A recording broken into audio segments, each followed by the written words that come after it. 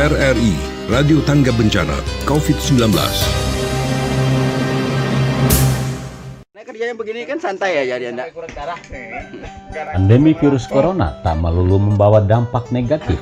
Sebaliknya, pandemi COVID-19 yang melanda dunia sejak awal tahun ini melahirkan kreator-kreator baru dengan ragam produk inovasi.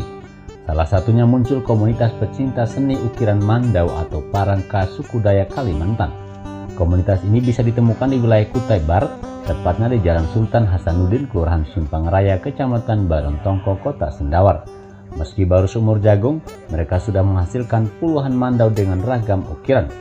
Nyoman, salah satu pengukir, mengatakan puluhan mandau itu mereka buat untuk mengisi waktu luang di tengah pandemi COVID-19. Saat ini ada sekitar 7-10 orang yang bergabung dalam kelompok pembuat mandau. Alasan memilih membuat mandau menurut Nyoman karena berkaitan dengan seni lukis budaya yang perlu dilestarikan. Ya, proses ini sebenarnya sudah cukup lama ya terjadinya karena memang akibat dari COVID-19 sebenarnya kan. Jadi kita mengisi waktu karena kondisi juga, kemudian mengingat kesibukan juga sudah tidak ada kan karena situasi seperti itu. Jadi ya akhirnya karena kebetulan hobi, kita berpikir kenapa tidak gitu loh, kearifan lokal yang kita jalankan seperti mengukir, kemudian membuat mandau seperti ini. Terkait dengan situasi yang sekarang ini rasanya cukup pas lah ya kan, cukup mantap lah gitu kan, untuk artinya mengisi waktu tetapi juga menyalurkan hobi, kemudian ada juga sisi bisnisnya gitu. Nah, seperti itu sebenarnya. Nyoman mengaku dalam sehari mereka bisa menghasilkan 1-2 buah parang lengkap dengan aksesorisnya. Hanya saja mereka belum berniat menjadikan usaha itu sebagai ladang bisnis. Namun jika ada masyarakat yang berminat, komunitasnya siap melayani pembuatan mandau sesuai selera.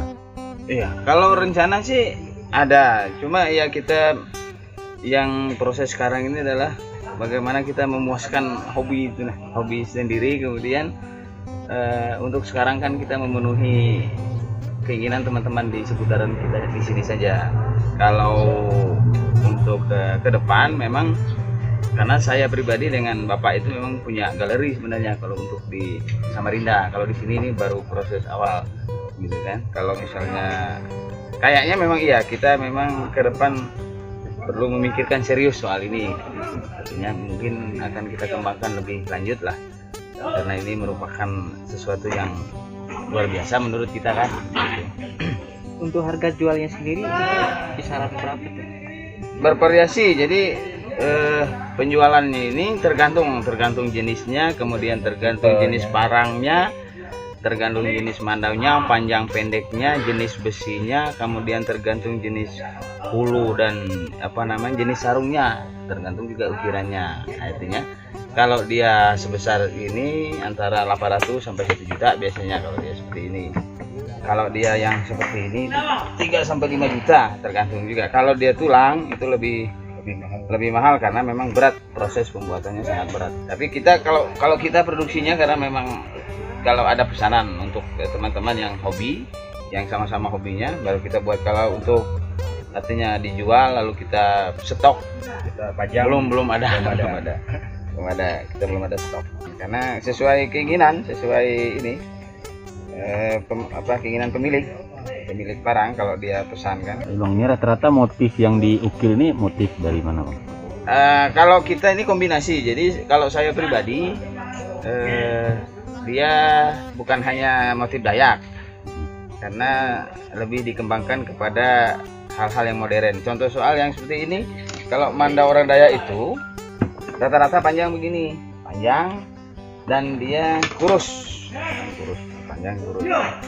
Nah, jadi kita melihat peluang, kemudian kita melihat hal-hal yang lebih ke modern lah. Nah, jadi seperti ini, kita pendekin sedikit dan dia lebih tebal ininya, karena mandau itu pasti tebal ininya, dan dia lebih pendek seperti ini.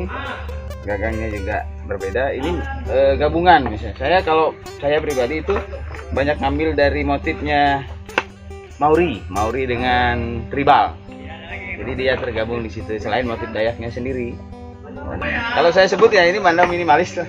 Mandau minimalis ya. Enak dibawa, pendek dia, dan bukan hanya tampilan, artinya dia bisa digunakan sewaktu-waktu dibutuhkan gitu kan. Kalau dulu kan orang hanya buat seperti ini hanya mandau tampilan. Memang tampilannya bagus, tapi fungsinya tidak maksimal. Nah, tidak maksimal. Nah, kalau dia seperti ini, itu selain dia tampil sempurna, bagus, dia juga bisa digunakan. Artinya Untuk apa bisa aja? kerja ya, bisa dipakai kerja, bisa dibuat ke acara segala macam. Karena kalau orang Dayak di acara ya harus bawa ini. Harus ada. Cara adat kan. Ya. Seperti itu.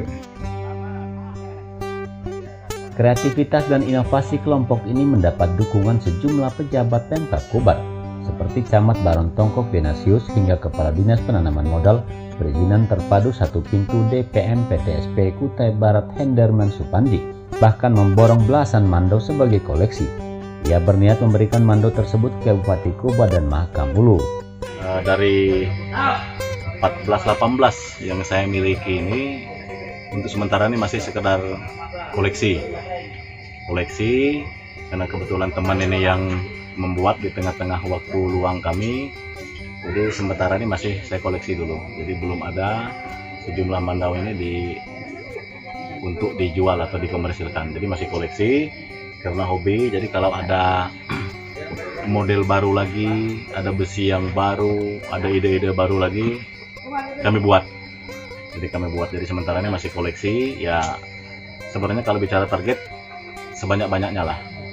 Sebanyak-banyaknya saya koleksi, dengan harapan mungkin suatu saat kalau saya karena tugas keluar daerah, atau mungkin ada teman-teman pejabat mungkin yang kunjungan ke sini, baik urusan kedinasan atau apa, siapa tahu mungkin bisa saya berikan untuk souvenir atau kenang-kenangan lah. Harapan kita mudah-mudahan dibawa keluar dari Kobar ini bisa dipromosi juga seperti itu. Nah, untuk tahap awal ini mungkin ada 2 atau 3 yang mau saya berikan kepada teman-teman.